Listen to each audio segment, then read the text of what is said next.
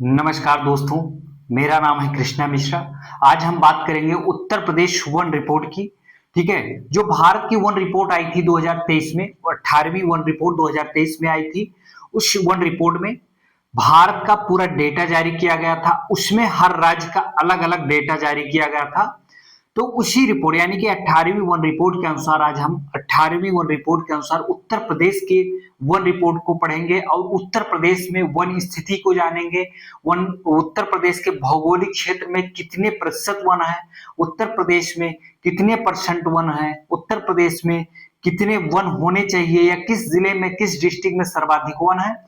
तो उत्तर प्रदेश की सभी आगामी परीक्षाओं को ध्यान में रखते हुए वो उत्तर प्रदेश की वन रिपोर्ट पे आज हम चर्चा करेंगे और बात करते हैं। आइए वन रिपोर्ट को जानते हैं, उत्तर प्रदेश की वन रिपोर्ट को पढ़ते हैं। यहीं पे Uttar Pradesh one report, Uttar Pradesh one स्थिति 18वीं रिपोर्ट, वो 18वीं वन रिपोर्ट 2023 के अनुसार। ठीक है, 18वीं वन रिपोर्ट 2023 के अनुसार हम उत्तर प्रदेश की वन स्थिति की जानकारी लेंगे।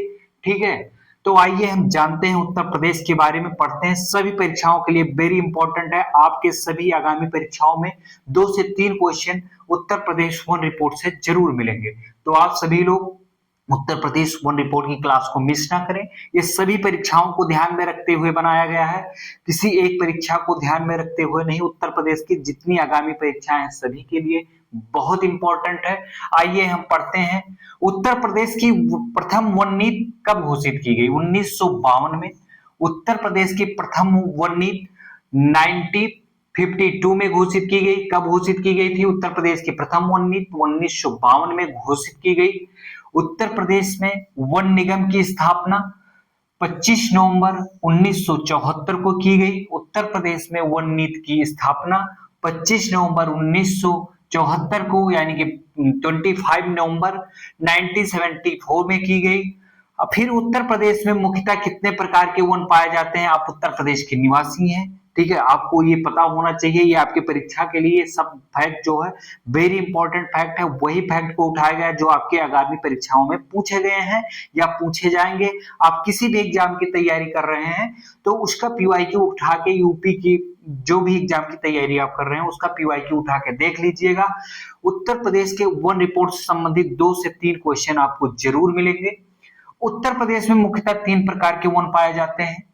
उष्ण किस प्रकार, और हम बात करते हैं कौन कौन से प्रकार के पाए जाते हैं, तो ये है उष्णकटिबंधीय वन, उष्णकटिबंधीय शुष्क पर्णपाती वन, उष्णकटिबंधीय आर्द्र पर्णपाती वन। ये 3 प्रकार के वन पाए जाते हैं। उत्तर प्रदेश में द्वितीय वन नीति कब घोषित की गई? वेरी इंपॉर्टेंट है, 1998 यानी कि 1998 में घोषित की गई। उत्तर प्रदेश राज्य में द्वितीय वन नीति 1998 में घोषित की गई।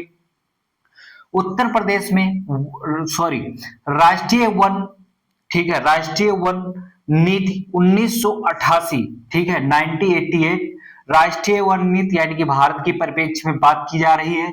राष्ट्रीय वन नीति 1988 के अनुसार किस भौगोलिक क्षेत्रफल मतलब किसी भी भौगोलिक क्षेत्रफल में 33.33% भाग पर वन का विस्तार होना आवश्यक है। राष्ट्रीय वन नीति, भारत की जो राष्ट्रीय वन नीति 1988 में यानी कि 1988 में आई थी, उसके अकॉर्डिंग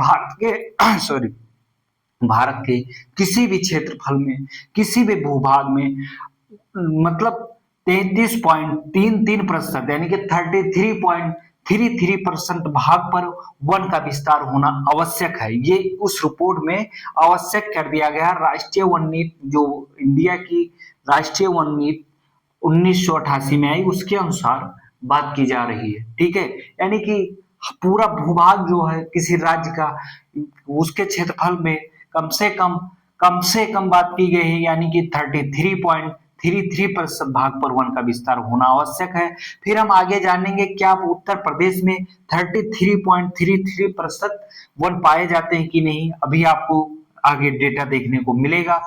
उत्तर प्रदेश वन संशोधन अधिनियम जो है 2000, ठीक है, उत्तर प्रदेश वन संशोधन अधिनियम कब हुआ? उत्तर प्रदेश नीति में वन संशोधन नीति कब की गई? 2002 में की गई, जो अप्रैल 2001 से प्रभावी हुआ। प्रभावी मतलब लागू हुआ।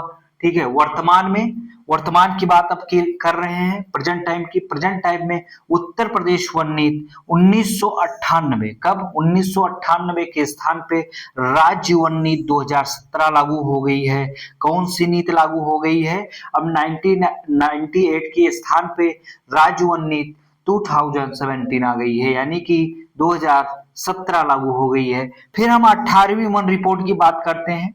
18वीं वन रिपोर्ट कब जारी की गई मेरे दोस्त? जानना बहुत जरूरी है मेरे दोस्त, मेरे भाई, मेरे बहना। 18वीं वन रिपोर्ट जो है आपकी 21 दिसंबर 2024 को जारी की गई।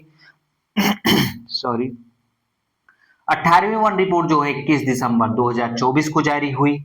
राज्य में वनाच्छादन कितना है? ठीक है, अब हम वनाच्छादन के, उत्तर प्रदेश में वनाच्छादन कितना परसेंट है?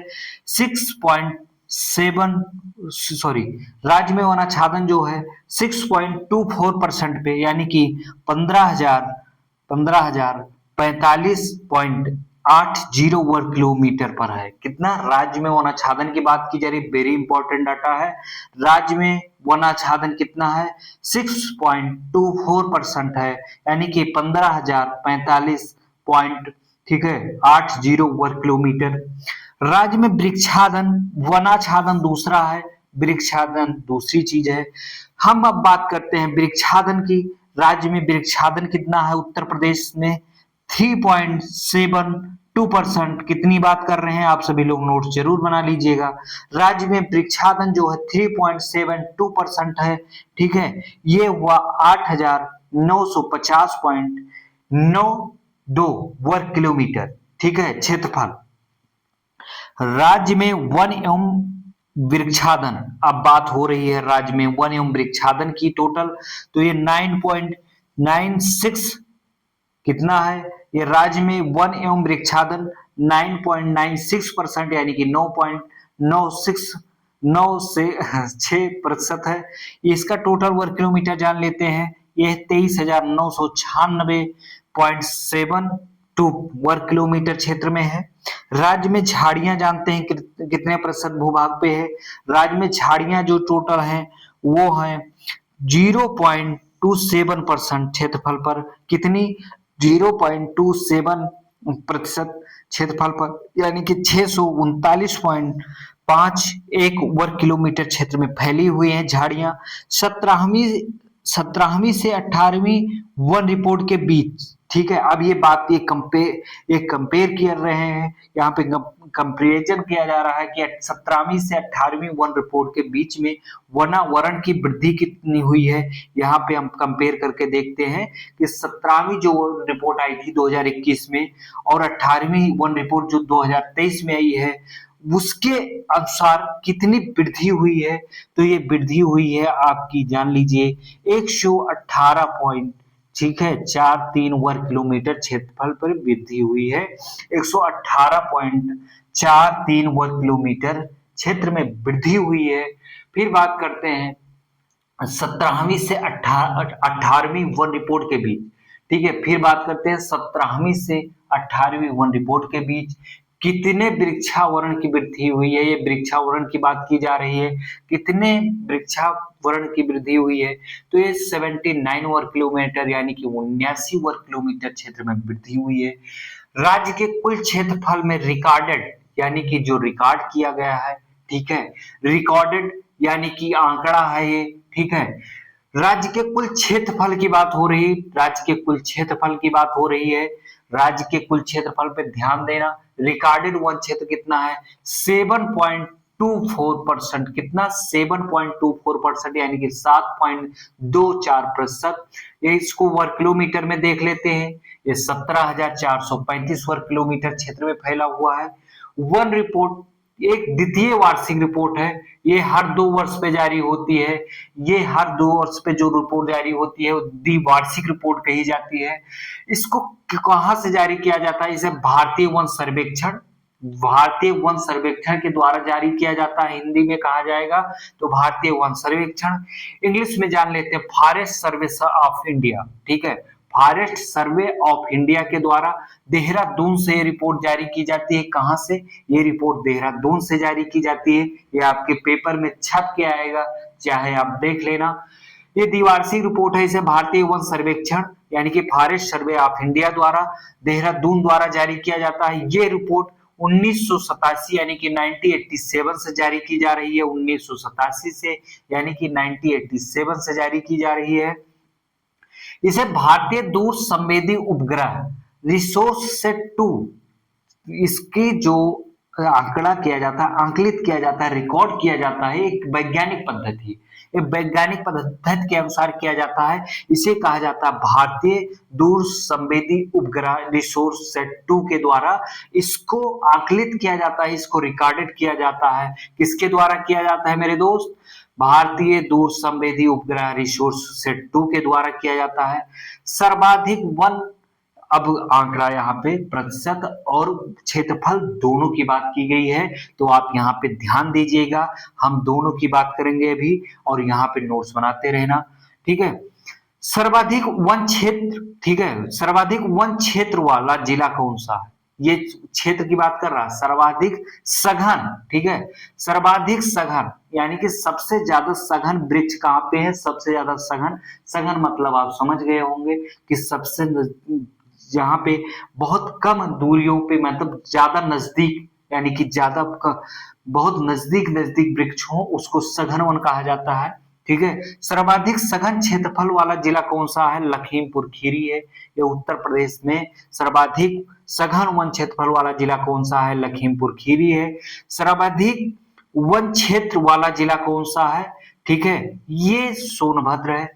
यहाँ पे बात क्या की गई है? सर्वाधिक सघन वन क्षेत्रफल वाला जिला, जब सघन शब्द का इस्तेमाल किया जाएगा, अगर आपके क्वेश्चन में आता है सर्वाधिक सघन वन क्षेत्रफल वाला जिला कौन सा है, तो लखीमपुर खीरी होगा। अगर पूछा जाता है सर्वाधिक वन क्षेत्रफल वाला जिला कौन सा है, तो सोनभद्र होगा आपका आंसर, ठीक है। तो ये शब्दों पे ध्यान देना पड़ेगा, यहाँ पे बहुत बारीकी से आपको शब्दों पे ध्यान देना पड़ेगा। एक एक वर्ड्स बहुत महत्वपूर्ण है, वेरी इंपॉर्टेंट है, आपको शब्दों पे ध्यान देना पड़ेगा। यहाँ पे सघन वन क्षेत्रफल वाला जिला जैसे पूछा जाएगा, लखीमपुर खीरी हो जाएगा। सर्वाधिक वन क्षेत्र वाला पूछा जाएगा तो सोनभद्र हो जाएगा। यहीं पे अगर आपने थोड़ी सी भी मिस्टेक कर दी तो आपका आंसर जो है एग्जाम हॉल में गलत हो जाएगा। सबसे कम वन क्षेत्र वाला जिला, सबसे कम वन क्षेत्रफल किस जिले में है उत्तर प्रदेश के? तो भदोही में है। सबसे कम वन क्षेत्रफल वाला जिला जो है उत्तर प्रदेश में कौन सा है? भदोही है। सर्वाधिक वन प्रतिशत वाला जिला कौन सा है? मतलब सर्वाधिक वन प्रतिशत के अनुसार देखा जाए तो कौन से जिले में सर्वाधिक वन क्षेत्र है? तो सोनभद्र। मेरे दोस्त यहाँ पे भी सर्वाधिक वन क्षेत्र वाला जिला कौन सा है? जब सर्वाधिक वन सोनभद्र में है, तो अगर प्रतिशत में पूछा जाए कि सबसे ज्यादा प्रतिशत में वन किस जिले में उत्तर प्रदेश के हैं, तो सोनभद्र, क्योंकि वहां पे सर्वाधिक वन क्षेत्र वाला सर्वाधिक वन क्षेत्र है। कहां पे? सोनभद्र में। तो वहीं पे प्रतिशत के अनुसार भी सर्वाधिक ही होगा, ठीक है। अगर सघन की बात करता तो लखीमपुर खीरी हो जाएगा आपका। इसका आंकड़ा जान लेते हैं, 34.87% है, ठीक है। सबसे कम वन प्रतिशत वाला जिला, सबसे कम वन प्रतिशत की यहाँ पे बात हो रही है, ठीक है। यहाँ पे क्या बात हुई थी? वन क्षेत्र, यहाँ पे क्षेत्र की बात हुई थी, यहाँ पे प्रतिशत की बात हो रही है। सबसे कम अगर वन क्षेत्र वाला जिला पूछा जाएगा तो भदोही आपका आंसर होगा, और सबसे कम वन प्रतिशत वाला जिला पूछा जाएगा तो आपका आंसर संभल होगा। कौन सा होगा मेरे दोस्त? संभल होगा। अगर सबसे कम वन प्रतिशत वाला पूछा जाएगा तो संभल हो जाएगा, और सबसे कम वाला क्षेत्र वाला पूछा जाएगा तो आपका भदोही हो जाएगा। फिर ISFR के अकॉर्डिंग, ठीक है, उत्तर प्रदेश के कुल आग प्रवण, ठीक है, पर प्रवण क्षेत्र कितने थे? 37.42%, ठीक है, कितना? 37.42%। उत्तर प्रदेश में वनों का कुल कार्बन स्टॉक, ठीक है, जो कार्बन उत्सर्जन किया जा रहा है उसको वृक्षों के द्वारा कितना एब्जॉर्ब कर लिया जा रहा है, यानी कि वृक्ष कितने अपने अंदर एब्जॉर्ब कर ले रहे हैं कार्बन डाइऑक्साइड को, उसके अनुसार 120, ठीक है, 120.13 मिलियन टन, यानी कि देश का, अगर तो देश में पूरे भारत के अनुसार देखा जाए तो देश का 1.64% है, ठीक है। तो इस प्रकार ये कार्बन स्टॉक का आंकड़ा आ गया, वेरी इंपॉर्टेंट है। राज्य का पहला 1 ग्राम कौन सा है? याद रखिएगा मेरे दोस्त, राज्य का पहला 1 ग्राम जो है बेलहथी है। कौन सा है? बेलहथी है। राज्य का पहला 1 ग्राम कौन सा है? बेलहती है। बेलहती ग्राम है। ये किस जिले में बेलहती है? तो सोनभद्र में है। तो आपको ये पूरा उत्तर प्रदेश के वन रिपोर्ट से संबंधित डाटा ये आपके सामने रहा डेटा, और इस डेटा को आप अगर याद करके जाते हैं, आप ढंग से पढ़ के जाते हैं, 2-3 बार पढ़ेंगे तो आपको पूरा डेटा याद हो जाएगा। और आप कोई भी यूपी की परीक्षा, आगामी परीक्षाओं में सम्मिलित होने जा रहे हैं तो ये आंकड़ा आपके लिए, ये क्लास वेरी इंपॉर्टेंट है। आप सभी लोग ये क्लास को जरूर देखिएगा और अपने दोस्तों के पास शेयर करिएगा, ठीक है?